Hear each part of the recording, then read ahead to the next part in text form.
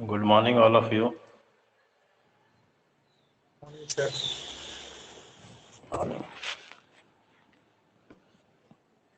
आज हम लोग देखेंगे स्टैंडर्ड प्रॉक्टर टेस्ट। ये कॉम्पैक्शन टेस्ट के लिए एक प्रोसेस है।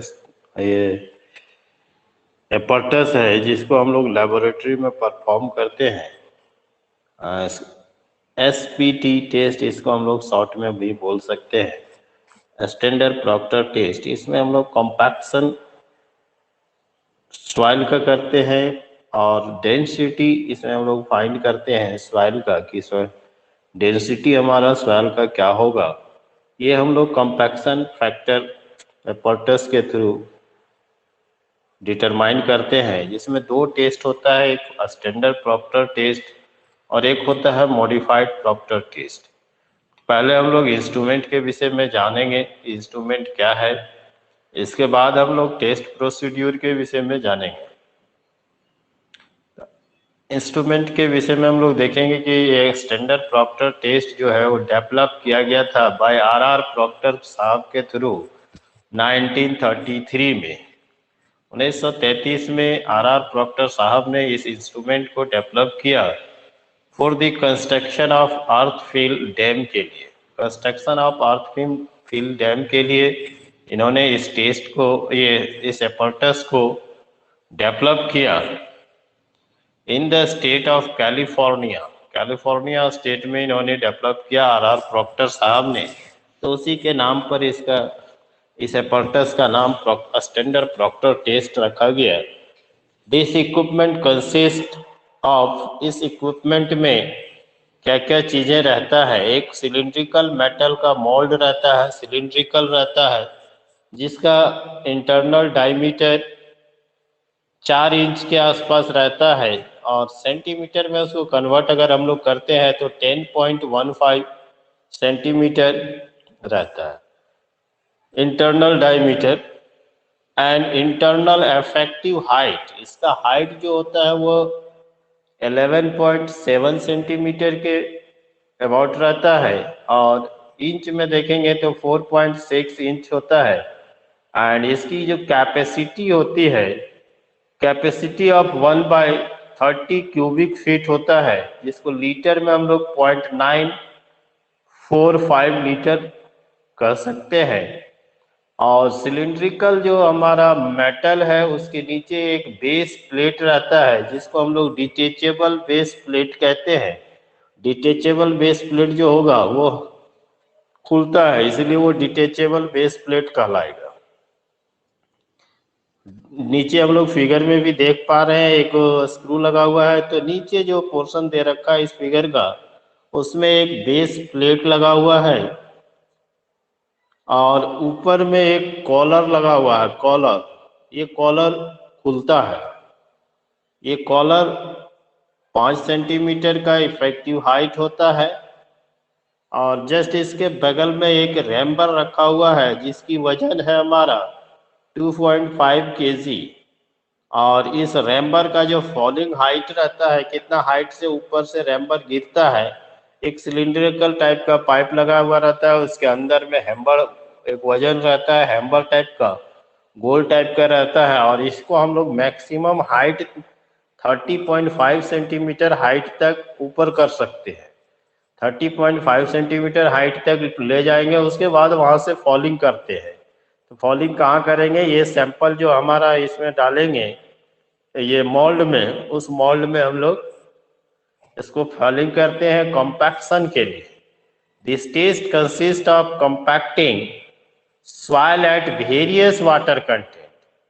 ये जो टेस्ट हम लोग परफॉर्म करते हैं वो अलग अलग वाटर कंटेंट पे करते हैं। The test consist of compacting soil at various water content, अलग अलग वाटर कंटेंट में, in mould and in 3 equal layer, each layer being given. 3 अलग अलग लेयर में हम लोग भरते हैं। ये तो हम लोग देख लिए, इसका डायमेंशन वगैरह सारा चीज है। नेक्स्ट स्लाइड में है कि इसको हम लोग कैसे परफॉर्म करते हैं, कैसे टेकन लेते हैं, कैसे सैंपल लेंगे, उसके विषय में देखते हैं। पहले इसमें हम लोग लगभग 3 kg का air dry and pulverise soil sample लेते हैं। एयर ड्राई दैट मीन्स सूखा हुआ सॉइल लेंगे लगभग 3 kg। अगर ड्राई नहीं है तो उसको एयर हवा से में उसको सुखा देंगे और पल्वराइज कर देंगे, यानी उस सॉइल को हम लोग मिक्स कर देते हैं। और उसके बाद पासिंग कराएंगे हम लोग 4.75 mm सीव से। 4.75 mm सीव से पास कराना है। Passing is mix through with the small quantity of water.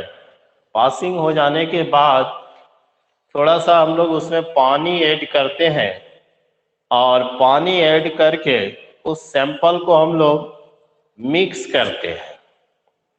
Mix करने के बाद मिक्सचर को हम लोग गीला कपड़ा से ढक करके मैचरिंग होने के लिए 5 से 30 मिनट तक छोड़ देंगे।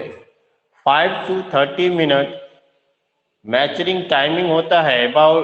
मैचरिंग timing of about 5 to 30 minute, 5 से 30 मिनट के लिए हम लोग उसको मैचर होने के लिए छोड़ देंगे। मैचर हो जाने के बाद जितना वाटर उसको एब्जॉर्ब करना है वो एब्जॉर्ब कर लेगा। The quantity of water to be added for the first test. First test में जो हम लोग क्वांटिटी ऐड करेंगे वो डिपेंड करता है probable optimum water content for the soil.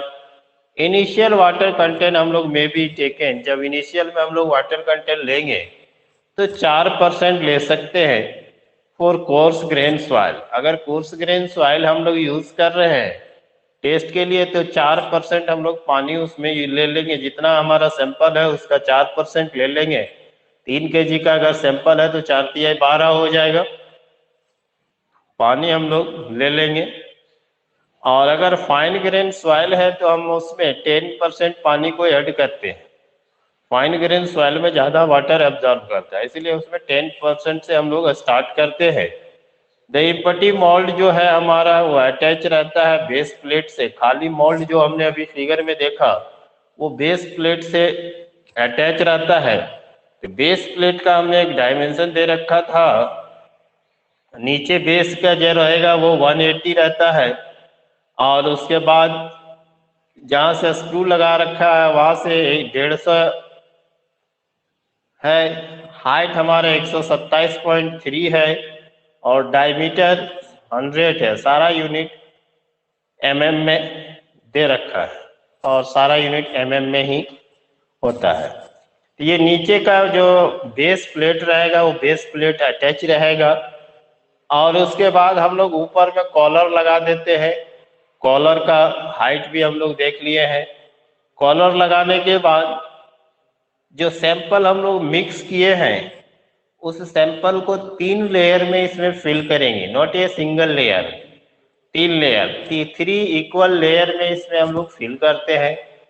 पहला लेयर जैसे ही इसमें फिल करेंगे तो उसके बाद जो हैम्बर हमारे पास है उस हैम्बर को हम लोग यूज करेंगे और उससे हैमरिंग करेंगे और हैम्बर को 310 mm हाइट से फॉल करेंगे 25 बार।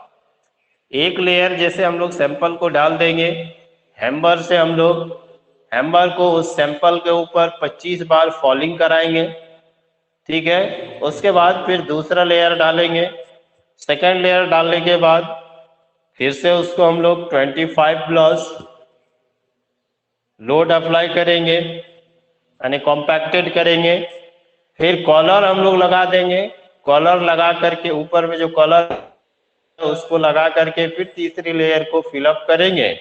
लेयर को फिलअप करके फिर से हम लोग 25 प्लस अप्लाई करेंगे रैम्बर का। ये कंप्लीट हो जाने के बाद हम लोग कॉलर को खोल देते हैं। कॉलर डिटेचेबल कॉलर है, कॉलर खुल जाएगा। कॉलर को घुमा करके खोल देंगे। कॉलर खोल जाने के बाद एक नाइफ हम लोग यूज करते हैं, चाकू ले लेंगे। चाकू ले करके एक्सिस जो सॉइल हमारा मोल्ड से जो सॉइल एक्सिस होगा उस सॉइल को हम लोग ट्रिम कर देंगे। उस सॉइल को हम लोग ट्रिम कर देते हैं। सॉइल को ट्रिम करने के बाद डिटेचेबल बेस प्लेट को हम लोग रिमूव करते हैं। डिटेचेबल बेस प्लेट को रिमूव करने के बाद इसका हम लोग वजन कर लेते हैं। पहले स्टार्टिंग जब हम लोग टेस्ट करेंगे तो मोल्ड जो है सिलिंड्रिकल मोल्ड, उसका पहले से वजन ले करके रखे रहेंगे, उसका वेट कर लेंगे। फिर उसके बाद सॉइल कॉम्पैक्ट हो जाएगा तो उस सॉइल का कंपैक्शन के साथ उस मोल्ड डिटेचेबल मोल्ड को निकाल करके वेट कर लेंगे। वेट करने के बाद हम लोग को पता चलेगा कि इसमें सॉइल कितना इंसर्ट हुआ है, कितना कॉम्पैक्ट हुआ है सॉइल। तो ये फर्स्ट प्रोसेस हो गया। पहला स्टेप में हम लोग वजन कर लेंगे। वजन करने के बाद उस सैंपल का वाटर कंटेंट निकालने के लिए वाटर कंटेंट का प्रोसेस को यूज करेंगे। एक कंटेनर लेंगे, कंटेनर में सैंपल ले लेंगे और उसको ड्राई कर लेंगे। ड्राई करने के बाद यहाँ से हमको एक कैलकुलेशन होके निकलेगा, ड्राई डेंसिटी निकाल लेंगे। ड्राई डेंसिटी निकालने के लिए rho d equal to rho by 1 plus डब्लू का यूज करेंगे, वेयर रो हमारा मास बाय वॉल्यूम है। रो बल्क डेंसिटी हम लोग कहते हैं, रो को बल्क डेंसिटी कैलकुलेट कर लेंगे mass by volume. Mass by volume bulk density निकल जाएगा तो फिर ड्राई डेंसिटी निकालेंगे। Dry density rho d equal to rho by 1 plus डब्लू। डब्लू हमारा वाटर कंटेंट है, कितना वाटर कंटेंट लिया है। एम हमारा मास ऑफ द वेट है और भी जो होगा volume of the mould. Mould का वॉल्यूम ऑलरेडी दे रखा है 1/30 क्यूबिक फीट या फिर 945 ml, दोनों में से एक इसको यूज कर लेंगे और डेंसिटी निकाल लेंगे, कितना मास आया, मास बाय वॉल्यूम। वॉल्यूम ऑफ निकाल लेंगे मोल्ड का, मोल्ड का वॉल्यूम दिया हुआ है, ऐसे भी मेजर करके निकाल सकते हैं। और बल्क डेंसिटी निकालने के बाद लेंगे। ये स्टेप 1 का हो गया। ये टेस्ट हमारा रिपीट होता है, ये टेस्ट रिपीट बहुत टाइम तक। कितना टाइम तक वो हम लोग आगे अभी देखेंगे कि कब ये टेस्ट हम लोग रिपीट करते हैं। अगर ये प्रोसेस हो जाएगा तो उसके अंदर जो सॉइल सैंपल है उसको हम लोग रिमेंगे with the help of hand, अपने हाथ के मदद से पहले उसको हम लोग रिमोल्ड कर देंगे।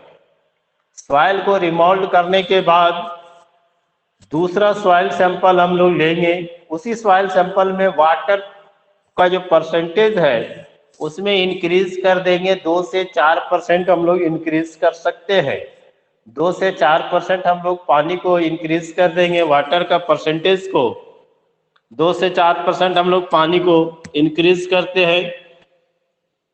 After allowing the mature time फिर छोड़ देंगे। मिक्स करने के बाद मैचरिंग टाइम हम लोगों ने देखा 5 to 30 मिनट यूज करते हैं। 5 to 30 मिनट मैचरिंग के लिए छोड़ देंगे। मैचरिंग कंप्लीट होने के बाद the soil compacted in the mould, फिर से हम लोग वही प्रोसेस करेंगे। सॉइल को कंपैक्ट करेंगे इन मोल्ड में इन 3 इक्वल लेयर, 3 बराबर बराबर लेयर में भरेंगे हम लोग जैसे पहले देखे हैं उसी हिसाब से।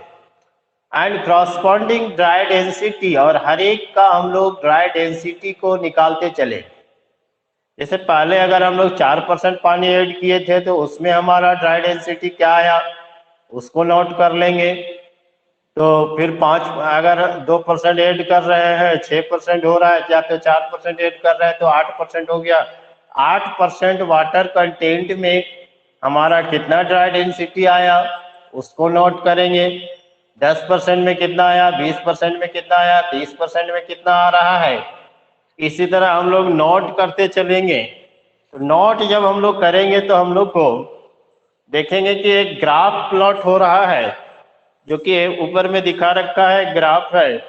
ये ग्राफ हम लोग बना लेंगे, water content, density relationship water content के बीच एंड ड्राई डेंसिटी के बीच। ड्राई डेंसिटी हम लोग कैलकुलेट करते जा रहे हैं। पहला ग्राफ में दिखा रखा है कि 8% अगर हम लोग 9% अगर पानी ले रहे हैं उसकी ड्राई डेंसिटी 1.6 आ रहा है। फिर 10% ले रहे हैं तो 1.8 के लमसम आ रहा है। 11 ले रहे हैं तो कुछ और आ रहा है। देख रहे कि 11:30 पर आने के बाद एक ग्राफ में दिखा रहा होगा कि ये 2.1 और 2 के बीच में हमारा आ रहा है। इसके बाद क्या हो रहा है, वाटर का परसेंटेज हम लोग बढ़ा रहे हैं तो ये डेंसिटी जो है वो ड्राई डेंसिटी डिक्रीज करना स्टार्ट कर दे रहा है। ड्राई डेंसिटी डिक्रीज करना स्टार्ट हो रहा है और डिक्रीजिंग का भी हम लोग कुछ देर तक बढ़ाते रहेंगे। डिक्रीज कर रहा है तब तक भी बढ़ाएंगे 3 को 4 को रीडिंग। तो देख रहे हैं कि 17-18% जैसे जैसे आगे बढ़ते जा रहा है तो हमारा डेंसिटी क्या हो रहा है, वो डिक्रीज होते चला जा रहा है। डिक्रीज होते चला जा रहा है तो डिक्रीज जिस स्लॉप में हो रहा है उस स्लॉप के लाइन को हम लोग क्या कहते हैं, जीरो एयर वॉइड लाइन कहते हैं। उसको क्या कहते हैं, जीरो एयर वॉइड लाइन। तो इसमें जो मैक्सिमम पॉइंट जो हमारा जाएगा, ये मैक्सिमम पॉइंट जो जाएगा यही हमारा कहलाएगा मैक्सिमम डेंसिटी। या इस मैक्सिमम डेंसिटी जहां पर होगा उसी को हम लोग कहते हैं optimum water content.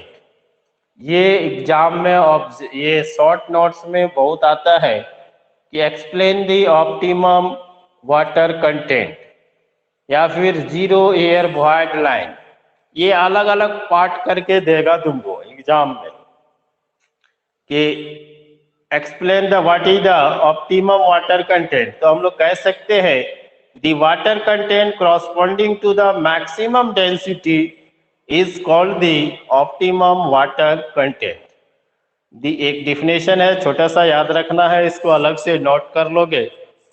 The water content corresponding to the maximum density is called the optimum water content. इसको हम लोग ऑप्टिमम वाटर कंटेंट कहते हैं। इसको अगर समझना है तो इसके लिए हमको ग्राफ प्लॉट करना होगा। कंपैक्शन कर्व हम लोग को इस प्लॉट करेंगे between the water content and the dry density. Water content और ड्राई डेंसिटी के बीच में हम लोग एक ग्राफ प्लॉट करते हैं। The dry density goes on increase as water content.